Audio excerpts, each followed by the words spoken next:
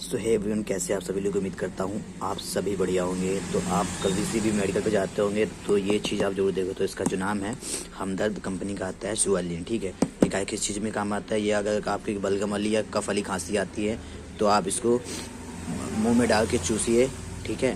मुंह में डाल के चूसने से आपकी बलगम वाली खांसी और ये सब सही हो जाता है, ठीक है। ये मार्केट में सिर्फ, ये तो अभी महंगा थोड़ा आएगा डब्बा, बट आपको अगर एक क्वांटिटी में बाय करते हैं तो आपको सिर्फ ₹1 की पड़ती है। तो आप किसी भी मेडिकल से बगल में ले सकते हैं। मिलते हैं नेक्स्ट वीडियो में, तब तक के लिए बाय बाय।